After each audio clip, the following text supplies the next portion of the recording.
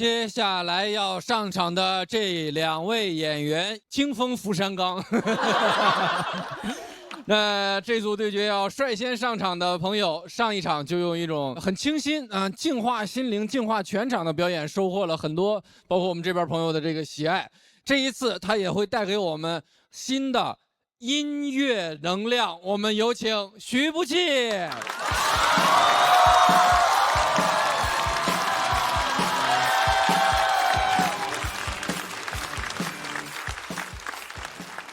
谢谢，大家好，我是徐不弃。接下来给大家带来一段音乐脱口秀，聊聊分别啊，聊聊分别。因为我觉得我是一个很不擅长处理分别的人，所以我就写了这样一首歌，希望可以用这首歌送给那个重要的人。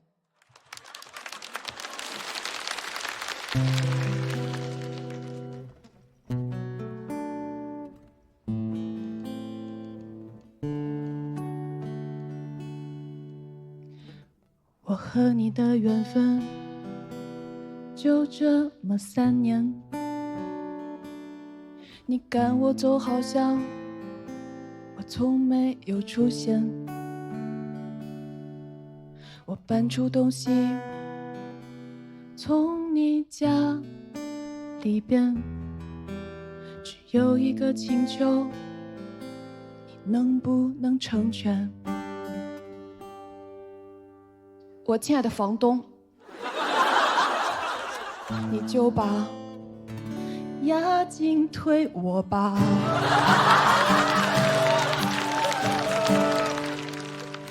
离开之前，我已打扫干净，地板亮得像你的秃顶。不知道你哪里还不满意？你说不满意你家的户型。我为你付出，你怎么忍心？毕竟我再住1年，你房贷就还清。你就把押金退我吧。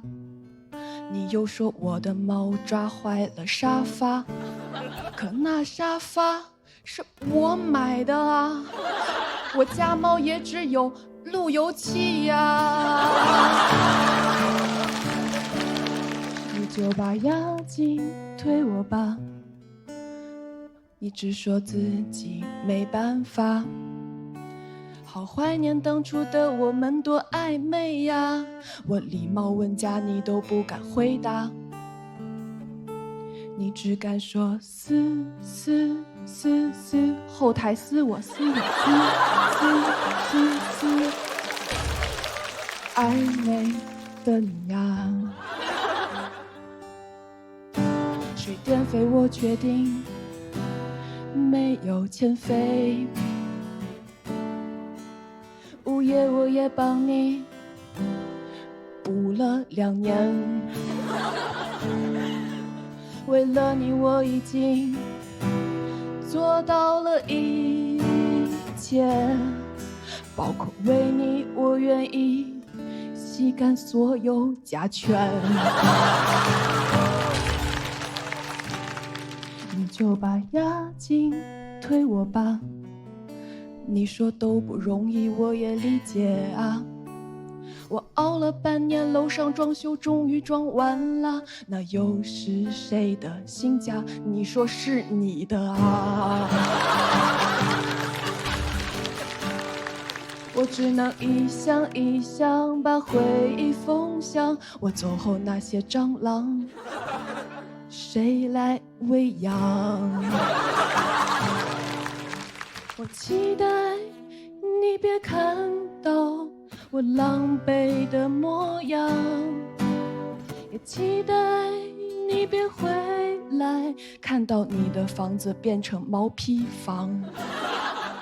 因为就在刚才，我拆掉了你的空调，送给搬家师傅他都不要。我看不到未来的路多遥远，因为我们在搬你的床垫。每次分别总在雨季的晚上，我只好帮你打开了窗。有一点丝。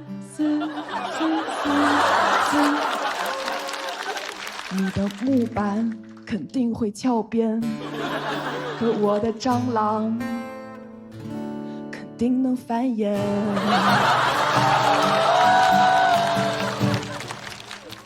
你也会想念我吗？在这炎热的盛夏，因为我拆下来的空调和空调外机不小心撞反啦。你也会想念我吗？你坐在我的沙发，你是否也会看着电视发呆？因为你遥控器在我这儿呢。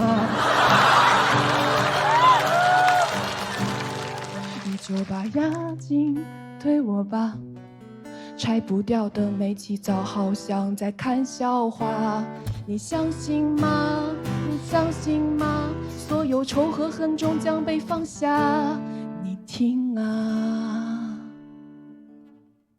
是丝，是你家的瓦斯。还记得我只交了水电吗？燃气没交你别怕。谢谢各位。谢谢徐福气。喜欢徐福气这段表演的朋友，千万不要忘记为他投票，请锁票。谢谢徐福气。我很喜欢，因为徐福气他这次旋律也特别好听，然后你好像在徐的说一个很暧昧的故事，但是里面好像又都很一些小坏，对，然后就是一种小女孩可爱的一种报复的那种感觉，对，结合的特别好。我觉得你这个吉他像你的武器一样，就是你可以用它，然后表达你所有的情绪，但没真干啊，没真干。现场有律师吗？没真干。搁这儿呢，你律师待定呢。哎呀，其实上次就非常喜欢他的那个表演，但上次那个表演更加的平和，更加的没有一点怨念，那给我留下的那个印象挺深的。这次是温柔的一刀啊，这是温柔一刀。所以说，谁的人生里边会没有一点曲折，没有一点波折的？我就觉得他特别像一个喜剧小电影展现在我们面前。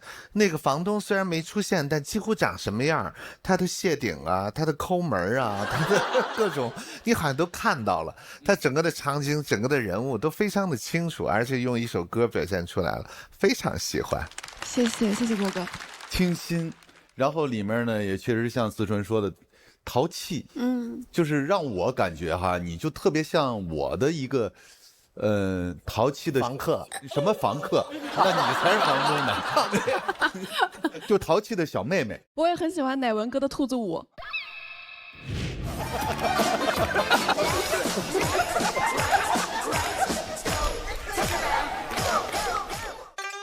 啊，是吗？好吧。开玩笑。那个没道具，那得有补鞋那个。你们别站起来看了，这没有这环节。对，没有。但是我想说的就是，让我感觉你表达的所有的东西，不管是淘气的也好，或者说是稍微有点过分的东西，对你来讲都是能够让人理解的，都不会生气。所以为什么我在想，你的这个名字起的就叫徐不气，就是你不管犯什么样的小错误，有什么样的恶作剧，都不会让人生气。我觉得这可能就是你自己个人的魅力。可能这就是为什么大宅要接我的原因，先让大家平和一下。黑暗童话啊，虽然您的这个整个这个形象是外貌非常清新啊，虽然最后没干啊，但是我觉得你可以挑点那种你干了的，但没那么暴烈的那种坏事儿，因为这到最后听我有点悚然啊。他的那个音乐，他的曲风把这个事儿包裹的，就像一个假定性一样放在那儿。其实这事儿是，如果是我们讲话脱口秀是没法说的，对。这好，这得吊凳了，我们这儿都应该啊。我觉得这种形式还是挺好的，而且您带给我们感受也是不一样的。谢谢。他这音乐因为有个节奏在，就是这种铺垫反转，我老猜最后的这个你使的那坏招是什么，我以为就是这个我在沙发底下给我的小蟑螂留了几顿饭，就是这种。是，谢谢徐不气。谢谢各位。谢谢，请你先来到休息区。我感觉单口喜剧的内容，我讨厌这个讨厌什么，但是它给人一种很轻松的感觉，整个氛围都很美好。不气那个创作我很喜欢，不气像很多层的焦糖布丁，就是每一层你吃到都是不一样的味道。首先是一口甜的，下面可能是抹茶味的，带一点苦。他在讲租房的各种遇到不行，然后再往下可能是有一点辣，就是他的一些小反击，然后再到后面是那种橙子味的那种感觉，有一些刺激性的那种感觉，就觉得好聪明的女孩。而且我一直觉得不气也是一个非常棒的人。举不起的对手，下一位演员也是我们这一场的最后一位演员，我想也不需要过多的介绍了。加油，加油，加油！走吧。有请我们去年的冠军，我们的狠人儿翟佳宁。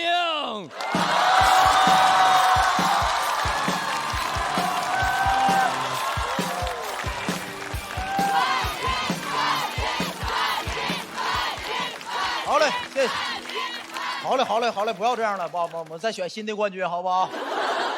非常感谢大家这么热烈欢迎我，哎，朋友们，你看，哎，我是不是也是这2年努力的在观众面前经常出现，才让大家相信我不是一个恶人的，对吧？朋友们，我这一轮就一直在反思这个问题，哎，我这个面相确实太粗糙了，我很羡慕其他的一些单口演员。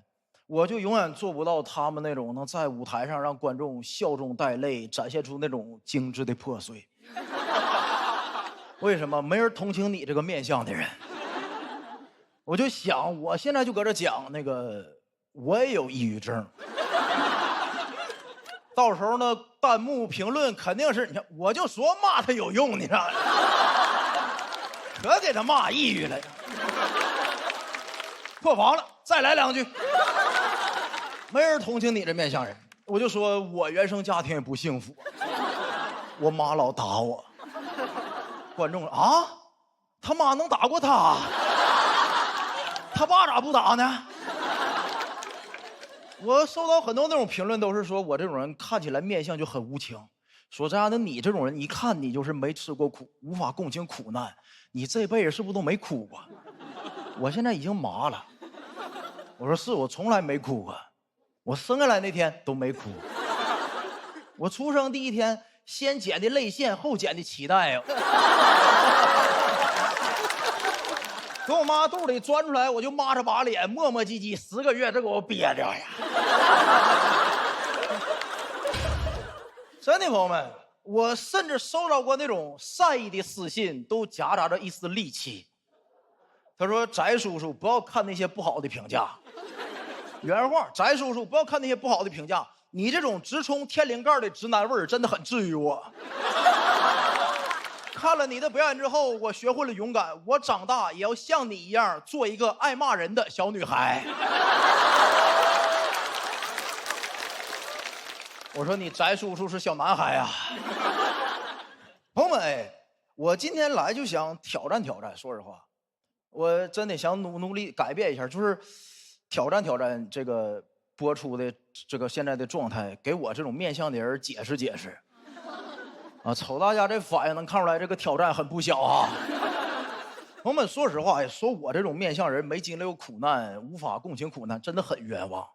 我作为一个东北90后，我负责任跟各位讲，你知道我从小的挨多少打，受多少挫折，才能变现在这么善良吗？我小时候挨打那时候都没有共情这一说，我们小时候没有那个霸凌对象这个词儿啊，没有，谁管你叫霸凌对象？我小时候挨打没打过人家，他不叫你霸凌对象，管你叫完蛋玩啊。我小时候挨打了没打过人家，让我爸知道了，他为了教育好我还得再打我一遍，一边打你一边教会你人生中第一段绕口令，下回他再打你就像我这么打你这么打他，听见没？这就是那个时代。现在很多人说自己是奥德赛时代，我从水浒传时代过来的。真的，水浒传时代，看过水浒传的朋友应该知道，水浒传的流氓打人灵强灵弱，强的他也打，弱的他也打，打强的他有成就感，打弱的他有趣味性，你知道吧？他们打你会给你一个毫无逻辑但是百搭的理由，叫你挺美的。就你叫翟亚宁啊，你挺美的呗。毫无逻辑，就你学习好啊，你挺美的呗。有时候都前后都矛盾，你长这么磕碜，那你挺美的呗。一边打你还一边喊让你美，让你美。打完之后问你还美不？我从小就能共情潘金莲，我就知道美是一种罪过呀，朋友们。哎呦我的真的朋友们，长大之后看那广告我都害怕，那个面膜广告说你本来就很美啊。这就是我那时代经历的。朋友们，我说实话，对于霸凌我真的很有话语权。前2天我看了一个关于霸凌的帖子，一边同情一边又很伤心。他说你以为的霸凌是我刚才讲那种黄毛堵你墙角踢你管你要钱，他说真实的霸凌是一堆面相和善的人，然后形成一个小团体孤立你一人，完了嘲笑你。我说句心里话，朋友们，虽然孤立人也不对哈，但我多么希望我小时候经历的是这些真实的霸凌。他孤立你一人，那不是放过我一马吗？我都没看懂啊！一群人形成一个团体，把你孤立起来嘲笑你，这不脱口秀吗？这不是？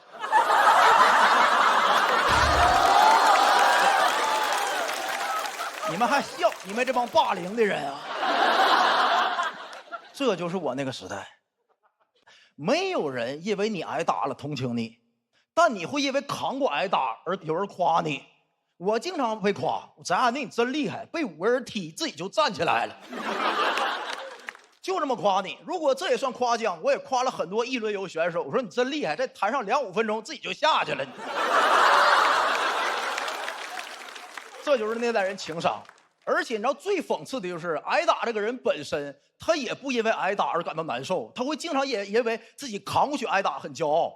我经常跟别人说，这也就打的是我，要你早被打死了。所以朋友们，这就是我那年代的问题，你知道吧？很多男性他就以为那个挨打了之后，挨过苦难之后跨过去了是用来吹嘘的。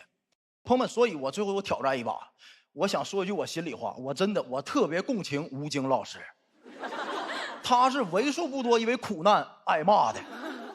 我跳过楼，你跳过吗？这是苦难呐！我差点死过，你死过吗？没人共情他，大家对他的态度也出奇的一致，是吧？就你跳过楼，那你挺美的呗。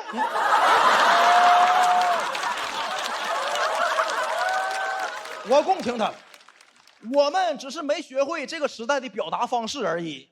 咱不会半夜12点在小某书上发一个帖子，是吧？被坦克压过的，请来我这儿集合一下。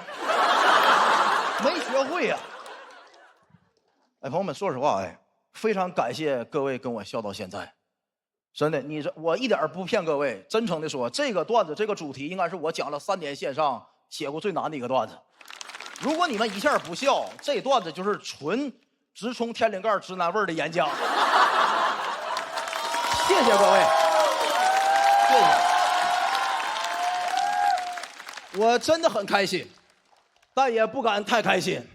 因为开心过头了之后，播出来就有人骂你，就你叫翟亚宁啊，你挺美的呗。谢谢大家，谢谢。谢谢翟佳宁的表演。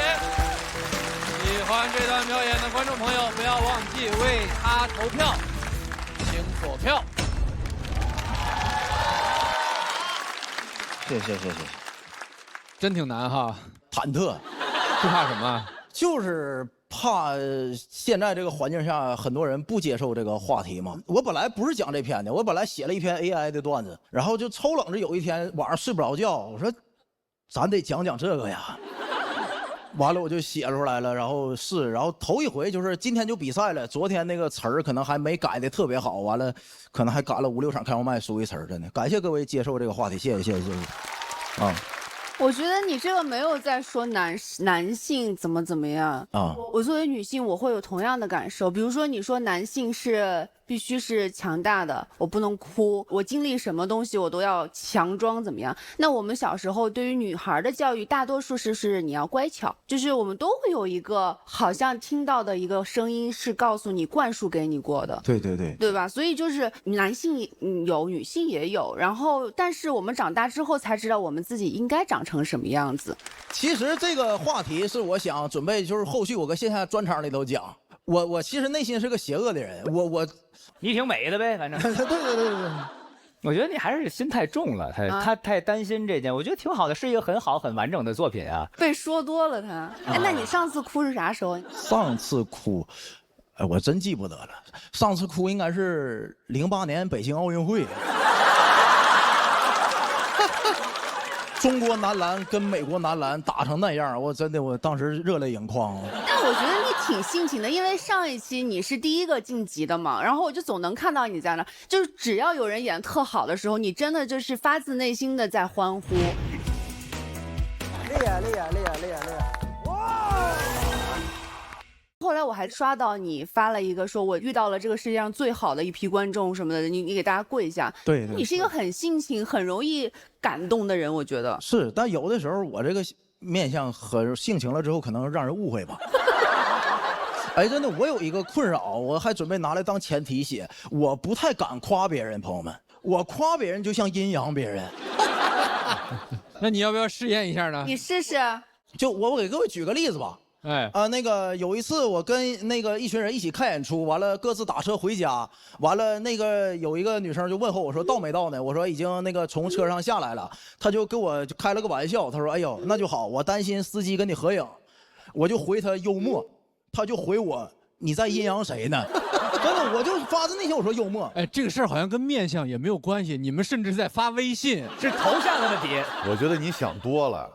因为我看过你线上的，就是你吐槽别人吧，其实我还觉得吐槽的挺不一样的，就是你的吐槽，让人就觉得还，一琢磨有道理。那肯定的呀，没有道理我就废了。包括挨打，就小时候是不是咱们都挨过打？那对，被家里被外面，对吧？这个但尤其男孩。说实话，客观来看，他应该是像小时候打人的那个。我也觉得是。你看这就是误会嘛！我青春期15岁的时候，我1.42米。哦，真的就16、17那2年才长起来。我小时候那个班级是订班服的，然后男生一套，女生一套，我穿女生那套。因为男生最小那号我穿都大，我发育非常非常晚，然后经常被挨揍。但是你看，这就是风格，这现在他所有的一切造就了他的风格。刚才跟那个徐福气前面的感觉是涓涓流水啊，一个小溪流过去了，这面就感觉是一个碎石机往里边扔石头，噼里啪啦噼里啪啦。这我吧，我就曾经吧，我就他就是一个自己的这样的风格，但是就很过瘾。特别过瘾，而且我觉得刚才听起来就是特别有趣的，是一个大老爷们儿用一个粗壮的方式自己自诉了一次委屈，你知道吗？敢站在这个角度上，我觉得也是一个勇气。谢谢。我是觉得啊，大宅这地儿特别让人钦佩点在哪儿？因为本身我们做喜剧啊，其实是要说一些个不能太大众的话，就是你的观点一定不能是大家都特别认同。你通过这5分钟8分钟，你让观众相信了，你让大家认可了这个观点，哪怕这个观点大家我听之前甚至觉得这可能是个谬论，它就不应该，它就不对。听完你了，我觉得哎还真有点道理。我觉得这是我们应该去做的。我觉得你这还真挺厉害的。对，聊到这儿多说半句，好多朋友问，就是下意识的会想，哎，你为什么要讲这个话题？你为什么会说这套段子？哎，怎么说呢？有一个词儿就是论技不论心吧。我作为，因为本身我也是脱口秀演员，我就希望大家少问问演员你为什么要讲这个段子，大家多聊聊我讲的这个段子好还是不好就行了，是吧？反正我是这个感受啊。谢谢翟佳宁的表演。很少有我这面相的人站在舞台上啊，我感觉我在这个喜单这个舞台里该获得的也获得了，你要突破那怎么突破呀？如果还大家都讲一些就是绝对安全立场的那些主题，我感觉可能脱口秀这就感觉没意思嘛。我这人还挺叛逆的，当网上有一种声音多了之后，我就天然的我就想把它往回掰一掰。我也非常欣赏他的人格，我觉得他就是有一种四季豆型人格，就现在网上都在说这个油盐不进，不熟的时候还有毒。你看他那张脸，你会觉得我说句话他都不能搭理我，但是你不管说什么，他一定会给你回应的，这种有求必应的感觉。崽子那天上网一起去的嘛，请我们吃包子，太敞亮了，太敞亮了，翟哥，我爱上他。你就是我们大哥，翟。他是一个很善良的人，就是说他的底色为什么？我就跟他说，我说你要多写自己。我说为什么你播客圈粉？因为你播客里讲了很多自己的事儿，包括他去什么工地救狗呀，是狗掉化粪池他下去救，这都是这种事儿。反正他这人三观又特别正，然后又特别善良。然后就是面恶心善，说的话也毫不留情，有时候也挺难听，但是活的东西都干了，他还是第一个回来的。就是他的回来才造就了很多老演员回来嘛。其实他付出了很多。你要是幽默能逗人笑的，永远你会存在的，就这么简单啊！我们把徐福气也请回舞台中央。风格迥异啊，这个观众朋友会给出怎样的结果？请看大屏幕。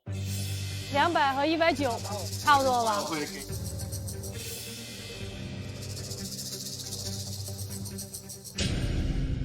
恭喜翟佳宁，按照规则，徐福气185票，很优秀的成绩，但还是要请你暂时前往待定区。都很棒，都很棒啊！我没把它想成 PK 吧，但是我当时搁台上还挺紧张的。我要是一紧张，就爱说朋友们，你仔细观察观察啊，爱说朋友们，紧张。那话题对我来讲有挑战，怕自己就是无法把这个话题放到这个环境里能讲好笑啊。好笑的，我觉得我选的没错，就让我觉得输的，但是很有尊严，不是吗？也不算输。我就希望我熟悉认识的人能走远点，然后传播好一点，大家以后在事业上能更进一步嘛，能有更多的受众嘛，这是非常好的啊。同意。俺也一样嘛。这可能是从风格上最难直接对比的一组比拼了。那我们恭喜翟佳宁199票直接晋级。咱们这边4位气氛组组长可以简单的回顾一下这一整场。简单一下，就是从这个新播开始到大宅结束这一圈，正好这2位老朋友，这都是标准脱口秀，中间有很多个人风格很明显的这个脱口秀啊，没人反正都绕回来，都是这些人，咱们跟这儿都挺好。那7位也不是说就离开咱们这儿了，是啊，还在待定，再往后看吧，后边也挺精彩的啊，跟他们一样精彩的。风格迥异，但是到处都有发光的点吧。因为人的差异性、人知识结构的差异性、生活经历的差异性等等的差异性，造成了不同的精彩。我说每个人带来的那个不同的感受，有的是因为之前的职业、之前的生活、之前的伤痛等等，造成了舞台上的不一样的精彩。那我就期待后边会出现更多更有意思的东西。哎，这是乃文哥这个现场看的第一场脱口秀演出了。虽然是脱口秀，但是我觉得就更像一场摇滚音乐会，就是能量挺大，就大家对生活、对自己，他们用他们的方式表达出来了。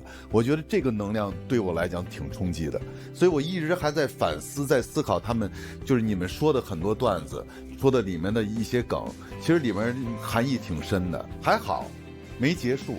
当然还有下半场，当然，所以我非常期待。是，也希望这个演员朋友们创作的这些能量能传递到那些能懂得他们的那些人的心里。